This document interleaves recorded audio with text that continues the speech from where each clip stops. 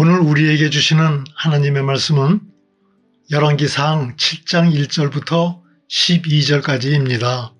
솔로몬이 자기의 왕궁을 13년 동안 건축하여 그 전부를 준공하니라. 그가 레바논 나무로 왕궁을 지었으니 길이가 100규빗이요 너비가 50규빗이요 높이가 30규빗이라. 백향목 기둥이 4줄이요 기둥 위에 백향목 들보가 있으며 기둥 위에 있는 들보 45개를 백향목으로 덮었는데 들보는 한 줄에 15이요. 또 창틀이 3줄로 있는데 창과 창이 3층으로 서로 마주 대하였고 모든 문과 문설주를 다 큰 나무로 네모지게 만들었는데 창과 창이 3층으로 서로 마주 대하였으며 또 기둥을 세워 주랑을 지었으니 길이가 50규빗이요 너비가 30규빗이며 또 기둥 앞에 한 주랑이 있고 또 그 앞에 기둥과 섬돌이 있으며 또 심판하기 위하여 보좌의 주랑 곧 재판하는 주랑을 짓고 온 마루를 백향목으로 덮었고 솔로몬이 거처할 왕궁은 그 주랑 뒤 다른 뜰에 있으니 그 양식이 동일하며 솔로몬이 또 그가 장가든 바로의 딸을 위하여 집을 지었는데 이 주랑과 같더라. 이 집들은 안팎을 모두 귀하고 다듬은 돌로 지었으니 크기대로 톱으로 켠 것이라. 그 초석에서 초막까지의 외면에는 큰 뜰에 이르기까지 다 그러하니 그 초석은 귀하고 큰 돌 곧 10규빗 되는 돌과 8규빗 되는 돌이라. 그 위에는 크기대로 다듬은 귀한 돌도 있고 백향목도 있으며 또 큰 뜰 주위에는 다듬은 돌 3켜와 백향목 두꺼운 판자 1켜를 놓았으니 마치 여호와의 성전 안뜰과 주랑에 놓은 것 같더라. 아멘.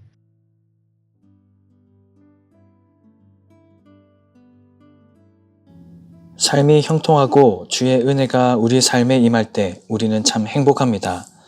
이런 때에 꼭 기억해야 할 것이 있습니다. 영광의 순간에도 유혹이 찾아온다는 사실입니다. 오히려 영광의 순간일수록 더 유혹이 찾아옵니다. 고린도전서 10장 12절입니다. 그런즉 선줄로 생각하는 자는 넘어질까 조심하라. 오늘 본문은 솔로몬의 왕궁 건축에 대한 내용입니다. 성전 건축을 위해서는 7년 반이 걸렸습니다. 반면 자기의 왕궁을 위해서는 13년 걸렸습니다. 기간이 대략 2배 정도 걸렸는데요. 크기도 성전보다 훨씬 컸습니다. 그러나 이것으로 솔로몬의 믿음이 하나님에게서 멀어졌다고 보기 어렵습니다.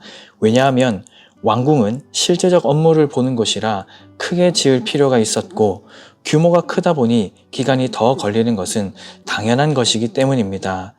다만 하나 마음에 걸리는 것은 건축 자재들입니다. 그 내용이 너무 화려하고 지나칠 정도로 힘을 많이 쓰는 것 같습니다. 궁의 내장재를 표현할 때 귀하다라는 표현이 3번 나옵니다. 솔로몬은 자신의 궁을 위해서 재물을 아낌없이 사용한 모양입니다. 또 이 모든 역사를 이루기 위해 백성의 눈물과 땀이 얼마나 들었을까요? 그들의 세금, 그들의 노동이 없이는 이런 역사가 일어날 수 없으니 말입니다. 또 본문 8절을 보십시오. 솔로몬이 거처할 왕궁은 그 주랑 뒤 다른 뜰에 있으니 그 양식이 동일하며 솔로몬이 또 그가 장가든 바로의 딸을 위하여 집을 지었는데 이 주랑과 같더라. 바로의 딸을 위하여 집을 지었습니다. 여기에는 2가지 문제가 있습니다. 먼저는 바로의 딸과 혼인했다는 사실입니다.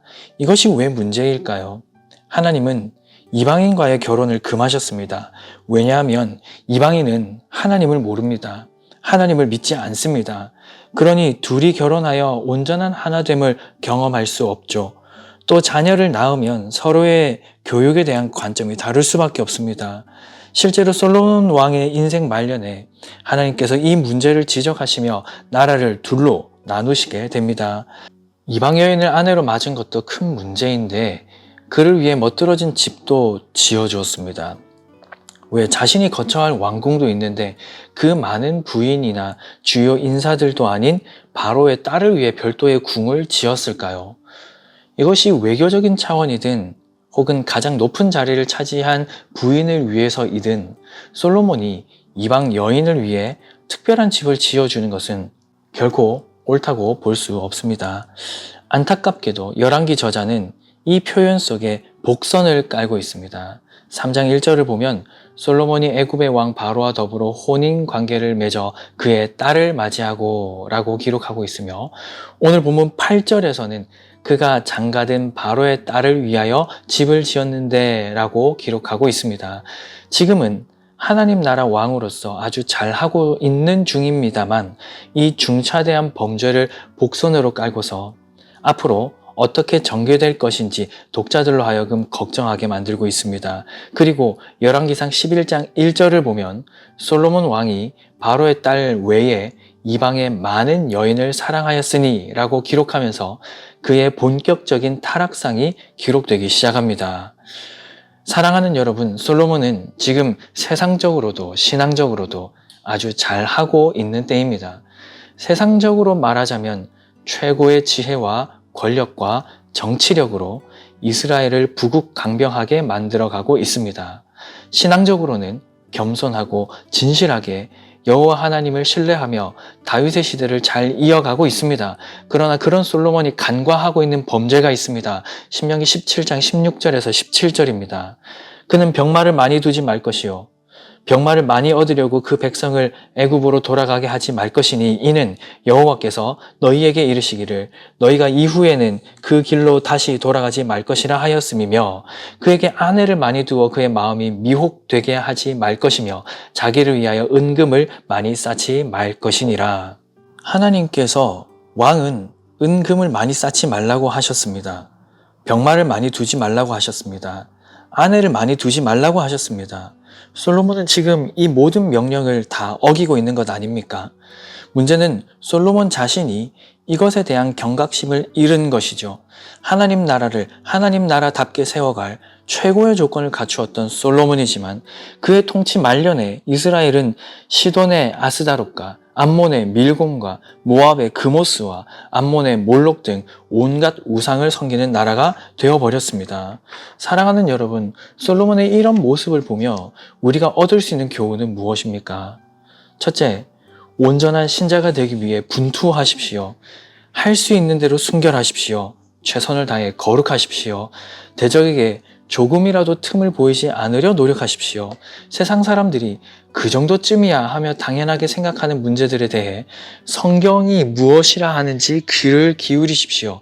세상 사람들이 괜찮다 해도 주께서 안 된다 하시면 하지 말아야 합니다.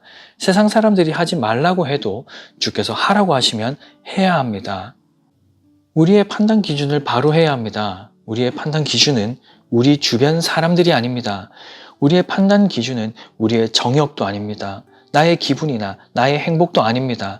우리의 판단 기준은 언제나 하나님의 말씀입니다. 솔로몬의 입장에서 바로의 딸과 혼인하는 것은 외교적으로 아주 효과적인 방법이었습니다. 이런 강대국과 혈맹을 맺으니 이젠 주변국들이 이스라엘을 함부로 하지 못할 것이 뻔하지요. 그러면서도 지금은 솔로몬이 하나님을 의식하고 있으니 이대로 괜찮을 것이라 생각했을 겁니다. 그러나 그렇지 않죠. 우리에게 바로의 딸과 같은 유혹이 얼마나 많은지 모릅니다. 주일 예배를 허투루 드리게 하는 모든 상황, 말씀과 기도를 가까이 하지 못하게 만드는 어떤 것들, 성경의 원리를 벗어나지만 세상 사람들은 문제 삼지 않는 문제 등 말입니다. 우리는 늘 하나님의 말씀을 따라 순종의 삶을 살아가며 온전한 신자가 되기 위해 분투해야 합니다. 둘째, 재물을 지나치게 사랑하지 않아야 합니다. 물론 본문은 솔로몬이 재물을 사랑했다고 명시하지 않습니다. 그러나 그는 하나님 나라의 왕으로서 가져야 할 재물 그 이상을 소유하였습니다. 은금을 지나치게 많이 쌓았습니다. 성전은 그렇다 치더라도 자신이 거주하는 왕궁을 너무 호화롭게 지었습니다. 부친 다윗은 자신은 왕궁에 거하고 있는데 하나님은 장막에 거하는 것이 신앙 양심에 찔려서 하나님의 집을 지으려고 했었습니다. 물론 하나님께서 허락하지는 않으셨으나 그 마음을 참 귀하게 받으셨죠. 그런데 솔로몬은 어떻습니까? 하나님의 집을 정말 호화롭게 지었습니다. 그리고 자신의 집을 못지않게 고급스럽게 지었습니다. 사람인데요, 왜 그렇게 하고 싶지 않겠습니까? 그러나 여러분, 잠언 30장 7절에서 8절을 기억해야 합니다. 내가 두 가지 일을 주께 구하였사오니 내가 죽기 전에 내게 거절하지 마옵소서. 곧 헛된 것과 거짓말을 내게서 멀리 하옵시며 나를 가난하게도 마옵시고 부하게도 마옵시고 오직 필요한 양식으로 나를 먹이시옵소서. 혹 내가 배불러서 하나님을 모른다 여호와가 누구냐 할까 하오며 혹 내가 가난하여 도둑질하고 내 하나님의 이름을 욕되게 할까 두려워함이니이다. 훗날 솔로몬은 하나님을 잊어버립니다. 그 훌륭한 하나님의 사람이 말이죠. 시편과 잠언과 전도서와 아가서 등 수많은 성경을 기록한 이 사람이 하나님을 잊습니다. 많은 재물은 우리 믿음의 독극물과 같습니다. 그러므로 재물을 지나치게 사랑하지 않으셔야 합니다. 무엇보다 여러분, 주님을 가까이 하십시오. 매일을 주님과 동행하십시오. 순간순간 주님을 찾고 부르며 함께 하십시오. 주님을 가까이 하면 세상 어떤 유혹도 유혹으로 느껴지지 않습니다. 주님을 가까이 하면 재물이 별로 반짝이지 않습니다. 주님을 가까이 하면 더 아름답게 반짝이는 주님을 닮아가게 됩니다. 온전한 그리스도께서 우리를 온전한 그리스도인으로 빚어가심을 경험하게 됩니다. 사랑하는 여러분, 섰을 때 넘어질까 조심하십시오. 평안할 때 더 면밀하게 자신을 돌아보십시오. 주님을 가까이 하십시오. 그 행복과 만족을 오늘도 만끽하십시오. 온전하신 그리스도를 닮아 온전한 그리스도인으로 살아가는 우리 모두가 될 수 있기를 주님의 이름으로 간절히 축복합니다.